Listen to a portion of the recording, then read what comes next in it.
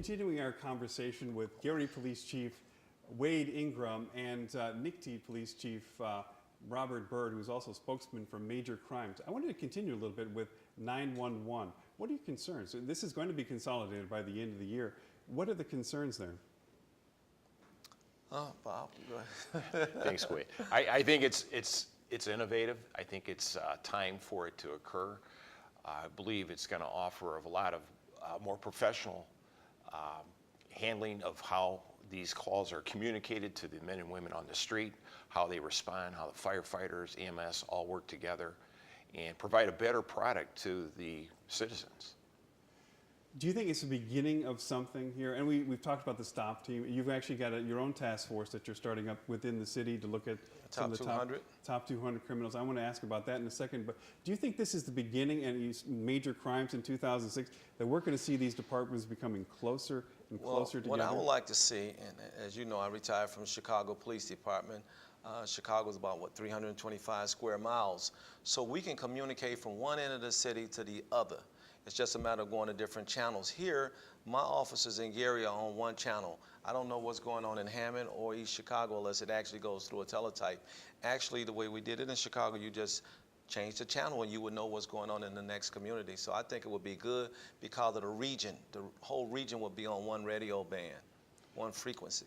A radio, that would just be kind of a boots on the ground for something like that happened in St. Mary's. You would automatically know what's going on. Yeah, we could have just changed the channel and know what was going on in Griffith. All right. As it is now, you've got Lake County Sheriff working here at this frequency range, Gary Police here, Hammond, East Chicago in an 800 megahertz range. So it's really creates a roadblock, if you will, for the officers to communicate effectively. Do you think it should be, and I think South Bend has this, the notion of just one homicide unit? Instead of having all of these different departments trying to train up a homicide detective, simply have one department that covers everyone, that can go anywhere, just like major crimes.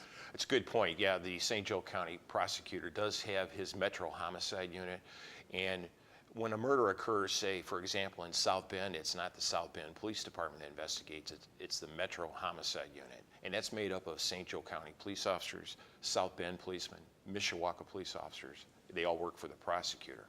Can you see that happening? And do you think it would work in Lake County with all of these different jurisdictions? I think it would. There are some communities within Northwest Indiana, they just haven't experienced a homicide in some years. And so when that does happen, at least they have a ready force that's trained, that have the experience to go out and investigate that. Of course, in Gary, we get a lot of practice, so we're pretty good at what we do. But some communities that haven't experienced a level of violence that we have experienced, they don't have the experience to really carry out those investigations. And it's nice to call a unit like the Major Crime Task Force to come in, bring in the expertise. Is some of this just a question of who would run it? Would it be Gary? Would it be Major Crimes? Would it be Hammond or the Sheriff's Department?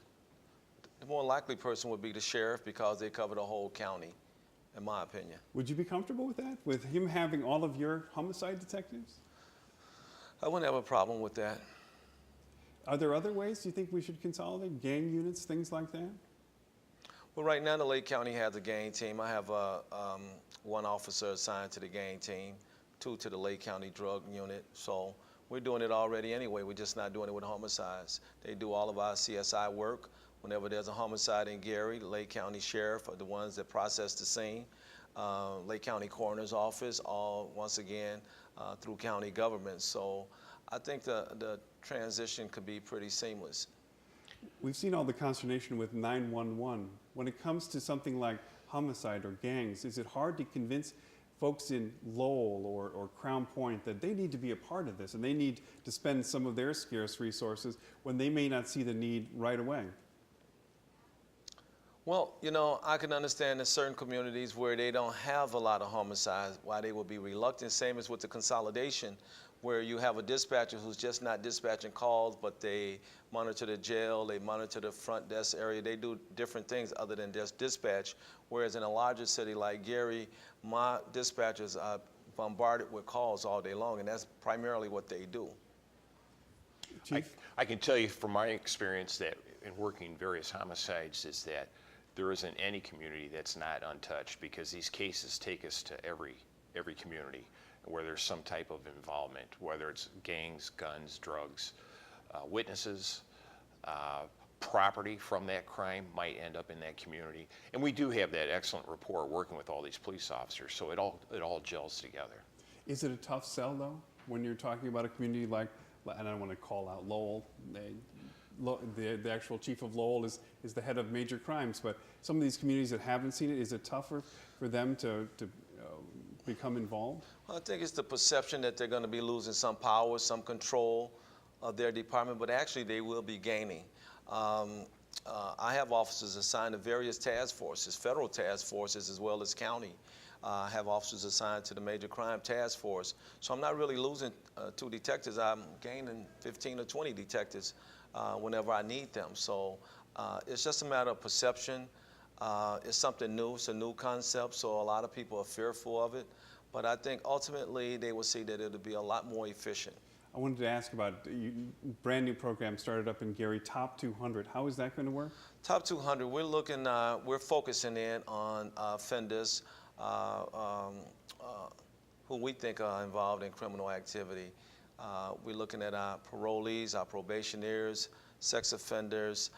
We had a home visitation program where we go out and we visit individuals on parole, on probation, sex offenders, make sure they got the correct address. These people have been proven to be involved in criminal activity. As a matter of fact, they've been adjudicated by a court of law as being a criminal type that was involved with crime. So we want to just keep tabs on them. Actually, And you've seen several arrests already. Yes, we have over 30 arrests since March 3rd.